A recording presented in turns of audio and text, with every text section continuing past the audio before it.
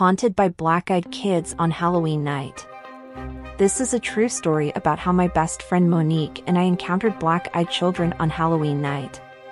What I once thought was just an urban legend turned out to be a chilling reality. Now, I know the truth, these entities are real, and they haunt the night. Abilene, Texas, was known for its quiet charm and dense woods, giving it a sense of seclusion despite being a small town. My house was set in the middle of nowhere, surrounded by several acres of land. The long, winding driveway led up to our home, which was nestled among tall trees that swayed with the slightest breeze. With no neighbors in sight, the sense of isolation was palpable, especially at night. Halloween night was stormy, adding an air of mystery to the already eerie atmosphere. The wind howled through the trees, and lightning occasionally lit up the sky, casting long shadows across the ground. The rural setting made everything seem even more ominous, with only the sounds of nature and the storm to break the silence. My name is Sarah. I am an 18-year-old with fair skin, freckles covering my face and body, and shoulder-length red hair. I have always loved Halloween. My best friend Monique, who was 19, taller, with long braided black hair and deep brown skin, was staying with me for the weekend while my mom was away on a business trip. Monique and I had been friends since elementary school. Her bravery and outgoing nature often left me envious. Her beautiful brown skin never burned in the sun, unlike my fair complexion, which freckled and burned easily. "Come on, Monique, let's go trick-or-treating," I urged, trying to convince her despite our age. Monique rolled her eyes but laughed. All right. Just this once. But you owe me for this." We got dressed in our costumes. I chose to be a bunny rabbit, wearing fluffy bunny ears and a pink dress. Monique opted for a bold superhero costume, a sleek body outfit with a black cape and a gold emblem on her chest. She reminded me of Wonder Woman, strong and fearless. As we walked through our quaint neighborhood, collecting candy and enjoying the festive atmosphere, we chatted and laughed, but there was an underlying sense of unease. The old cemetery we passed always gave me chills. The tiny, unmarked gravestones of children who had died in an orphanage fire in the 1920s were aged and cracked, adding to the eerie feeling. Do you know how sometimes you get that feeling in the pit of your stomach and you know something is not right or dangerous? I asked Monique, shivering as we walked by the cemetery. Monique nodded. I know what you mean. There's just something not right with those gravestones. We cut our trick-or-treating short as storm clouds gathered ominously overhead. The wind picked up, and we decided it was best to head back home before the storm hit in full force. Once home, we changed into comfortable crop tops and shorts and settled in for a horror movie marathon. The storm outside intensified, with rain pelting against the windows and thunder rumbling in the distance. My mom was away on a business trip for the weekend, so we had the house to ourselves. We debated which movie to watch, finally settling on A Nightmare on Elm Street. How about A Nightmare on Elm Street? Monique suggested. I hesitated, remembering the nightmares I'd had the last time we watched it. I had nightmares for a week last time, but okay. As we sat on the couch, surrounded by popcorn and candy from trick-or-treating, we tried to get into the Halloween spirit despite the storm outside. But our fun was soon interrupted.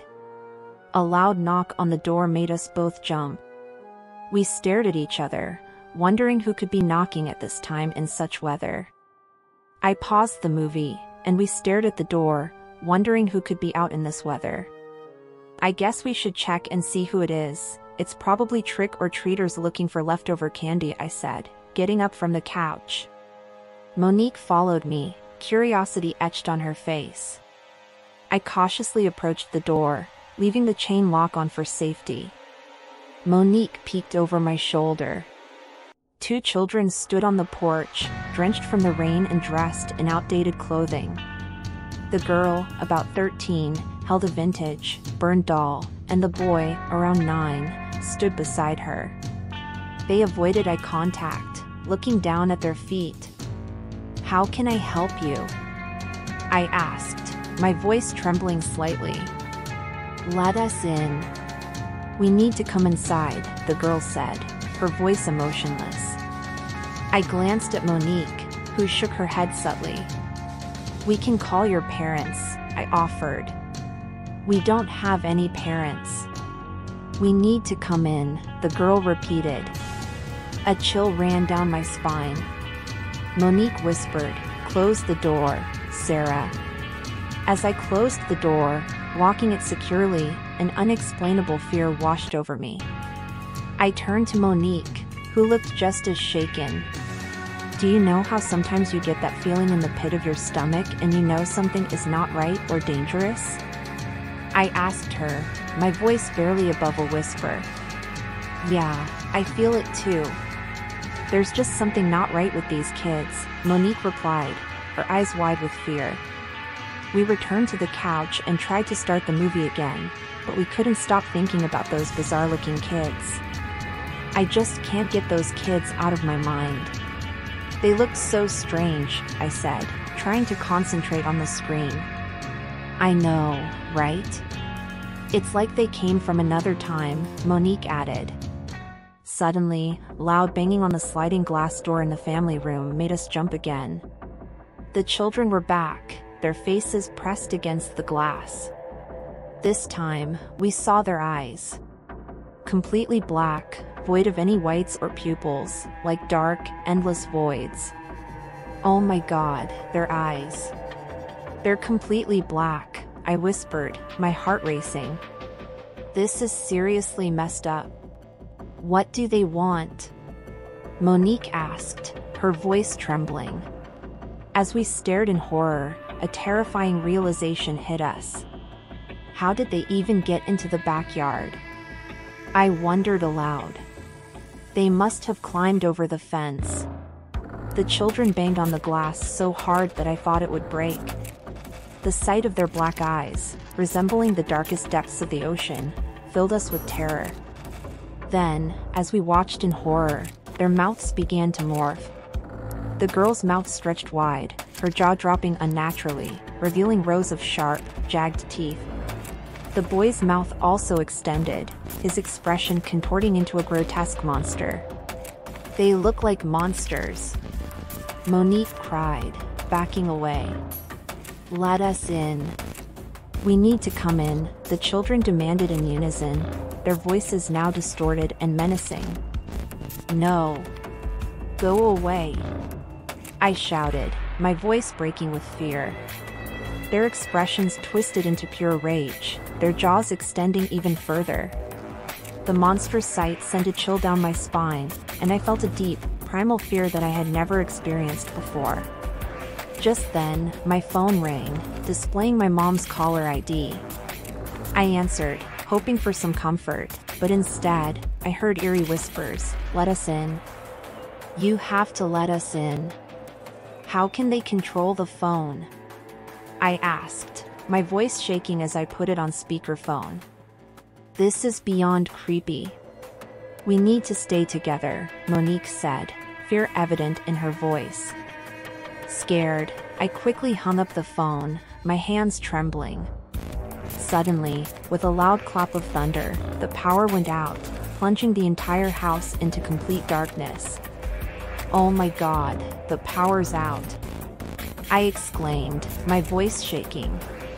Monique grabbed my arm. What are we going to do? I can't see anything. The only light we had came from the occasional flashes of lightning, illuminating the room in brief, eerie bursts. Shadows danced on the walls, making everything look even more terrifying. We need to stay calm, Monique said, trying to steady her voice. We need to find a flashlight. Okay, but where are they? I can't remember, I replied, my voice barely above a whisper. I think your mom keeps one in the kitchen drawer, Monique suggested.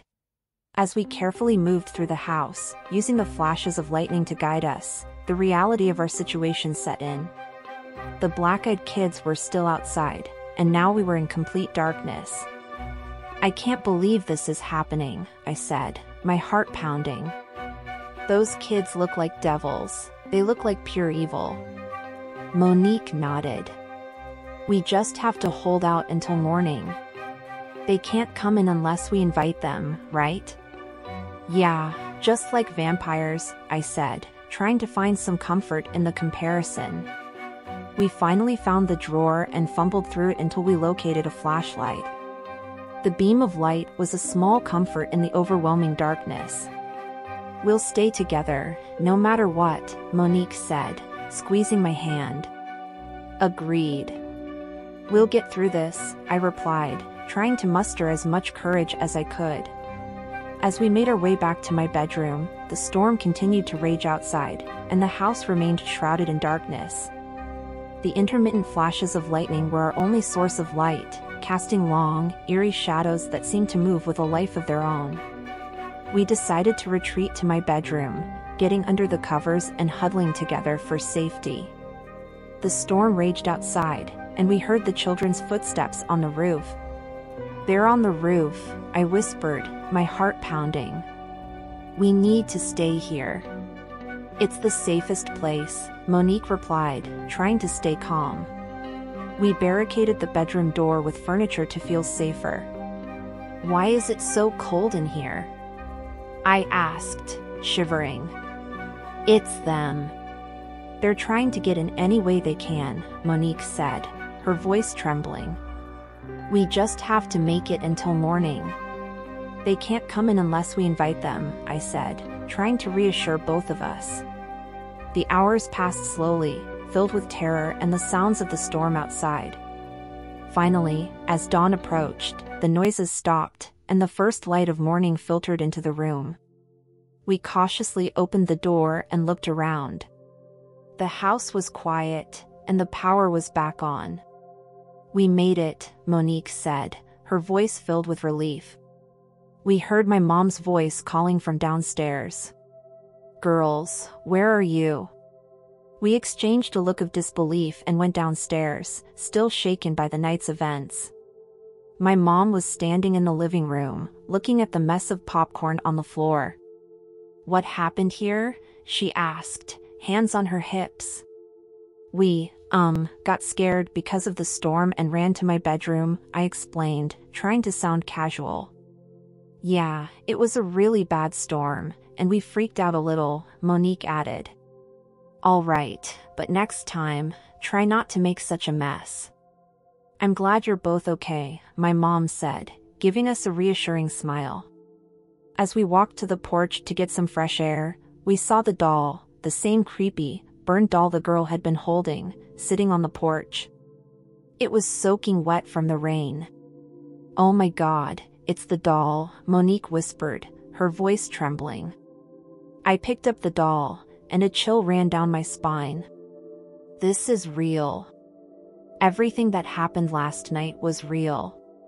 We knew we had to find out more about these children, so we decided to go to the library to research the old orphanage. There, we found an old newspaper article about the fire in the 1920s. The article included a photo of two children who looked exactly like the ones we had seen last night, revealing them as brother and sister. The girl in the photo was holding the same vintage doll, not yet burned by the fire.